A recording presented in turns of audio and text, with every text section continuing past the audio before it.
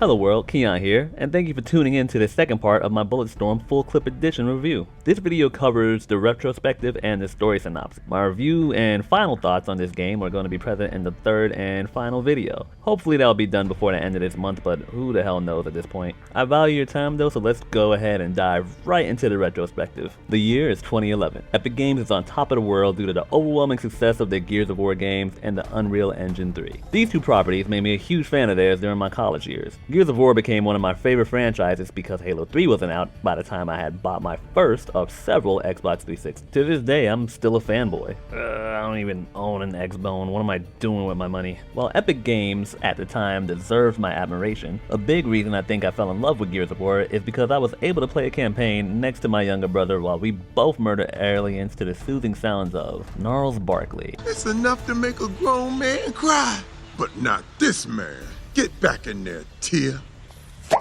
Anyways, with the insane success of the Gears of War franchise rose the notoriety of celebrity designer Cliffy B. And by celebrity designer, I mean like maybe 12 people got excited when they heard his name back in 2011. But Epic took note of Cliffy's success and decided to give him a side boo in between Gears games. This new project would be quite different from Gears of War in a few ways. For starters, this game wouldn't be made in Epic's North Carolina studios, but rather a European subsidiary that they referred to as Epic Poland. This subsidiary was previously, and is somehow currently, known as People Can Fly. The game would also be available on multiple platforms from day one. Mega developers EA Games would be the publishers this time around, but this was before loot boxes, so they were still kinda cool back then. So while the game was planned for an Xbox 360, PS3, and Windows release, Xbox 360 owners would get something a little special: access to the Gears of War multiplayer beta. Is buying a fully priced game for a brand new IP just to try a slice of a game that's coming out in a few months anyway a stupid thing to spend money on? Yes. Was I a huge fanboy who worked meh jobs just to feed my gaming addiction? Super yes. At the time, I wasn't really familiar with People Can Fly's work, and I'm still not. But with Cliffy B being the lead designer on the project, what could possibly go wrong? Fortunately, the game was dope. I couldn't convince anyone else to play it, but I enjoyed the hell out of it. Although the crude humor made me pause the campaign every time my mom walked through the living room. But that was 9 years ago. Wait, 9? Fuck, I'm dying. Some incredible first-person shooters have come out since then, with damn near none of them seeming to bar much of anything from Bulletstorm. So while its legacy may be that of a cult classic, I did want to see how it holds up today. The results?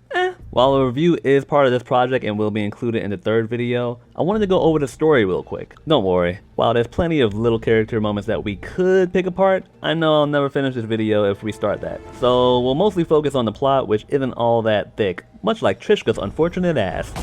The story of Bulletstorm follows Jensen Grayson. He and his crew are former assassins for the loosely defined Confederacy. After realizing they were being used to murder innocents, they hung up their orphan-making uniforms and decided to fly through space until they get their vengeance on the man who ordered them to assassinate in the first place, Grade A asshole Star General Serrano. Pause. Now let me get this out the way. This game doesn't want you to ask questions. They really want you to use your imagination. As a fast-paced action game, that's fine. Blockbuster movies hide gaps in logic behind flashy colors and feels all the time, so I guess movies can too. But if you're the inquisitive type, there will be gaps present. I'll do my best to avoid poking holes in the plot, but in just the first 15 minutes of the game, I have a few questions that don't seem to be answered anywhere else in the game, so let's go through them real quick. Is the Confederacy a state entity or some private military with ranking? Nigga hush! Who would they answer to should their crimes become known? Nigga hush! Why hasn't Grayson or anyone in his crew noticeably aged since the flashback scene? 10 years have passed, and aside from Ishii, I'd expect to see some noticeable differences on the crew. Ow! Anyways, after dealing with a bounty hunter that triggers a tutorial scene, the crew conveniently happens upon their target. For a crew of ex-soldiers who were trying to accomplish one goal in life, they're wildly underprepared. Failing to take down this gigantic cruiser with just the ship's firepower, Grayson chooses death for himself and his crew. Somehow though, they fail even at that, leaving the crew seemingly stranded on a nearby planet with Ishii left in critical condition after saving Grayson from an explosion during the crash. White guilt begins to set in on Grayson, so he and another crew member leave their ship to find a power source so the ship's medic can perform super sci-fi surgery to save Ishii's life. On the way to the battery, you're given an enthusiastic welcome by the planet's local Antifa chapter. While doing your part to lower their concentration, we're given a cutscene of an Echo soldier showing off the game's primary tool, the energy lead. Once a Mad Max car takes out this overpowered person for us, Grayson takes the device for himself and manages to get the power source back to the ship. The surgery begins, but Antifa invades the ship, killing everyone except Grayson and Ishii. Ishii's brain has been fitted with an AI core, and he's struggling to keep about the Shapiro. Logic has overtaken emotion and he's just rightfully done with Grayson's shit. Grayson hears over the leash's comms that Serrano and a female Echo soldier are still alive. Repeat. All final Echo survivors report positions. Krishka, this is Serrano. I'm alive, but stuck on some damn hotel rooftop. Shake that sweet little can of yours. Locals are congregating. I'm in the shit here and need some help. So he wants his revenge. Ishii points out that Fax don't care about his feelings and gives Grayson an ultimatum. Help him off the planet or stay out the way. Unable to overcome his white guilt, Grayson assists Ishii on their goal to find the female Echo soldier and use her to track down Serrano's location so he can call in a rescue ship. Through the magic of science, our thick boys genocide their way to her location without her knowing. Damn, that stinks. Since they almost killed her a few hours prior, she isn't all that thrilled to finally see them. Please, we've been stuck here forever.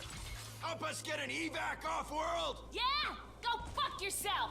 You shitpiles give chase, I will kill your dicks! Oh, okay, never mind. She doesn't recognize us.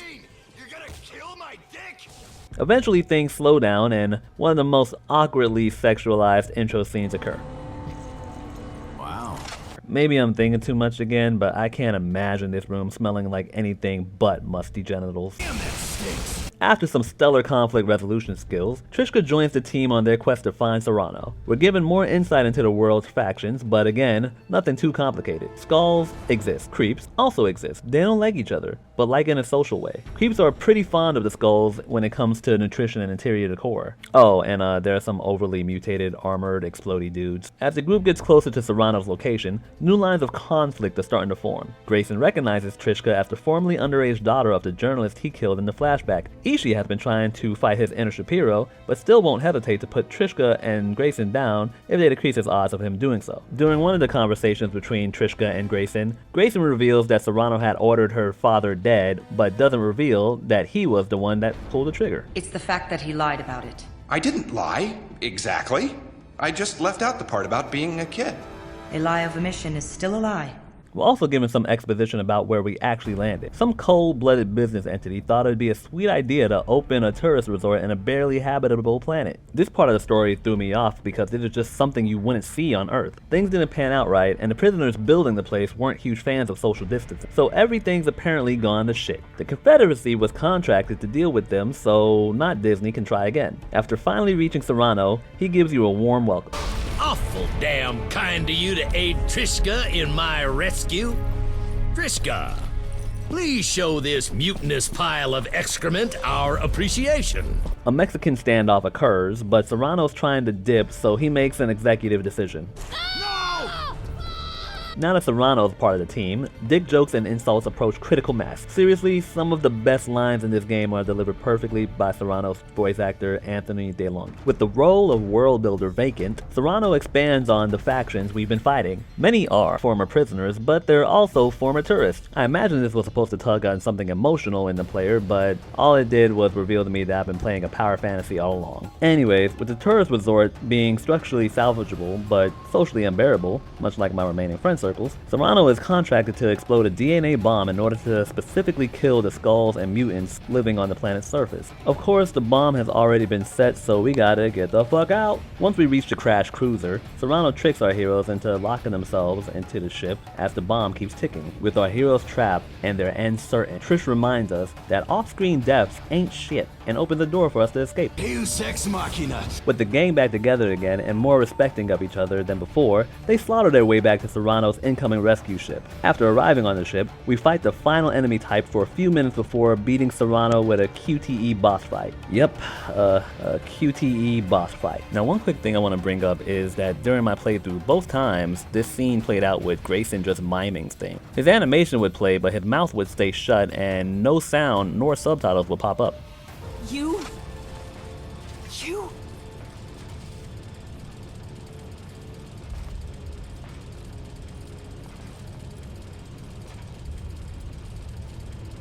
Now, usually in AAA games, this is unforgivable the first time around, but for a $40 remaster of a game, this is just fucking insulting. But as I've said a few times before, I'll leave my actual opinions for this game aside. We will definitely get into that Ishii, finally able to overcome the Shapiro, sacrifices his body again for Grayson, leaving him presumed dead on the ship. Trish and Grayson make their way to an escape pod before the convenience bomb goes off, and Grayson reveals that despite his quest for revenge costing the death of all his friends, he hasn't learned a goddamn thing. The two of them float off aimlessly into the space sunset, and a Metal Gear Solid style voice-only epilogue further teases the sequel that never was. Hey there.